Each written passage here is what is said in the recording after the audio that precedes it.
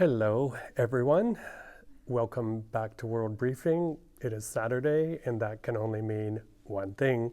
This is your special day, paid subscribers and special supporters of World Briefing for your weekly insight video. I'm actually going to try and do more of these during the week for you, put it behind the paywall, so you're really getting your extra value from me. Anyway, I'm not in my traditional place to do this, if there ever was one. I am in what's regarded as a pretty luxurious underground shelter underneath the Radisson Hotel in Kyiv. And it's empty right now, but it was very busy overnight. I woke up this morning to a whole bunch of air raid sirens and a number of cities affected. Bila Tsarkva, about 45 minutes south of here. Kyiv, Odessa, a number of other towns, a mix of drones and rockets numbering in the hundreds. Pretty bad damage to civilian infrastructure and also to the railway infrastructure too. And we just had an air raid siren go off. So I'm just going to walk around while I walk and talk. And I think one of the most shocking headlines of the week was the one concerning Russia's abduction of Ukrainian children, which numbers in the thousands. But verification that the Russians are sending Ukrainian kids all the way to North Korea to a camp there. And I'm posting it now. A reader framed it incredibly well, saying that this is basically an expansion of the war, where Russia is outsourcing its indoctrination to the North Koreans to learn anti-Japanese slogans, to apparently do weapons training, a whole number of things. So reading that, you wonder, like, wouldn't this be setting off alarm bells in Seoul and Tokyo and other places? It's definitely an expansion of the war, and I had a former Ukrainian foreign affairs minister give me the thumbs up on that statement as well. Horrible stuff. Imagine going to North Korea and you're a kid and, you know, you've been taken forcibly from Ukraine. There aren't words to describe that kind of horrible brutality. I gotta say, doing World Briefing for the past 3 or 4 days, it just looks like the world is falling apart. Yesterday's, hopefully you read it, about climate change and overpopulation, about Shanghai, Karachi, Dhaka, among others, being frontline cities. These are coastal cities that could very easily have a watery grave ending to it, according to a report done into these cities because of the changing climate, monster storms, rising sea levels. And then there are other cities mentioned in a separate report that Lagos, among others, that are really growing in population, but also face severe man-made and also natural threats. A reminder to all of us to not only care more about the planet, put more pressure on our elected leaders, who I have described previously as sleepwalking their way through climate change, but also, you know, if you're of retirement age, like some of my friends, you may want to think carefully about where you settle, whether you're going to move to a place like Miami, where I have seen firsthand what heavy rainfalls do, or to, you know, somewhere inland or far away from everyday problems. But overall, it is not looking good for the situation in Ukraine. The so-called 20+ point so-called peace plan doesn't seem to be going anywhere in terms of the Russians easing off on their unacceptable demands of President Zelensky. In fact, they're going the other way, doubling down. They're saying they are demanding now to have the rest of Donbass given to them, the parts that they don't even control. They are not backing off on NATO membership for Ukraine or reduction in the Ukrainian army, a whole bunch of other things that no way Ukraine can sign. In fact, what worries me, and I said this on air this week because I am based in Odessa, is Mr. Putin has also indicated that he basically wants to make Ukraine a landlocked country. They cannot do that by naval power because the Ukrainians have destroyed a lot of their naval power, but through rockets and drones.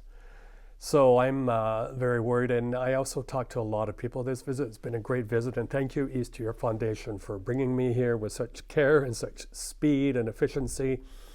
We were on a panel earlier this week where we discussed the situation here in Ukraine, but I'm hearing here and there about pretty dire predictions for what's about to happen the next days or weeks here. It ain't looking good. But there is optimism about what could happen in Washington. My friend and colleague and fellow EEF board member, Bill Taylor, most of you recognize that name. He's former U.S. ambassador to Ukraine. He's pretty optimistic about what Washington can do or might do. And there were a couple of things that caught my attention.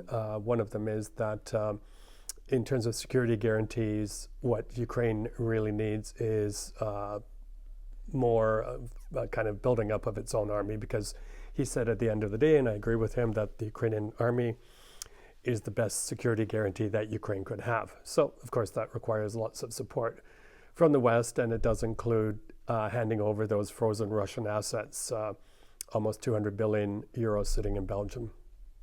I have dealt with that topic previously. The other one, he said, if the coalition of the willing were to be activated, then what is needed is American backing. So America will provide air support to them and to Western troops that come here to Ukraine to kind of guarantee any peace deal. But also that the U.S. confirms that if the Russians shoot, they will return fire. They will respond in kind. The other thing is more on the bad news side of things, the budget situation here in Ukraine. We were told that they can only go as far as February or March in terms of what's in the bank right now, or what's been pledged. So if the Russian frozen assets were to be handed over, that could keep Ukraine going for many, many more months. Optimistically 3 years, but probably less than that because the expenses are so high. But of course, there's also concerns about the corruption scandal. $100 million corruption scandal that forced the president to move out the very, very powerful chief of staff, Andriy Yermak, who, according to news reports this morning, is trying to leave the country under a false identity. I don't believe that. He's supposed to be the front line, actually. That's what he said. But let's see what happens there. But there is, we talked about this privately on the panel, there is donor fatigue, and, Ukraine has a lot of house cleaning to do. Ukraine needs all of the kind of goodwill ambassadors it can get to convince people. Look, I'm not going to take a side on this, but, what the world needs to understand, and including Australia, which, by the way, hasn't given any reconstruction money, military money, or humanitarian money to Ukraine for about a year now, is that, we have seen how Russia is expanding its hybrid war. What happened 2 or 3 weeks ago off the coast of UK waters with that Russian spy ship mapping submarine cables and then flashing military-grade laser beams into the eyes of RAF pilots. And then just in the past hours, the Irish Prime Minister confirming that some mystery drones appeared in Ireland, I believe in Dublin, while President Zelensky is visiting. Can you imagine that? A Ukrainian president going to a foreign country and being followed by suspected Russian drones. It's unbelievable. So if the Australians, for example, believe that they're too far away, that this war isn't going to affect them, well, they better think again, because they've already had troubles from Chinese naval ships posing a threat to civilian aviation, Australia, New Zealand. So any major power with the means can extend their menacing ways to you. And then one last point, I'll finish on this, is that World Port Odessa, where I'm based, if it were to be further disabled, that will affect the global food supply chain. And a lot of grain that comes through Odessa goes to countries in dire need in the Middle East. and in Africa. So if that supply is interrupted, people are going to starve or they're going to die. And then who's going to backstop that? Anyway, everyone have a great week ahead. And of course, we all hope and pray for peace, not only here, but in Gaza and many, many other places where conflict is claiming civilian lives, causing people to move out, causing a lot of pain, displacement. Have a good one, everyone. Thanks for your support of World Briefing.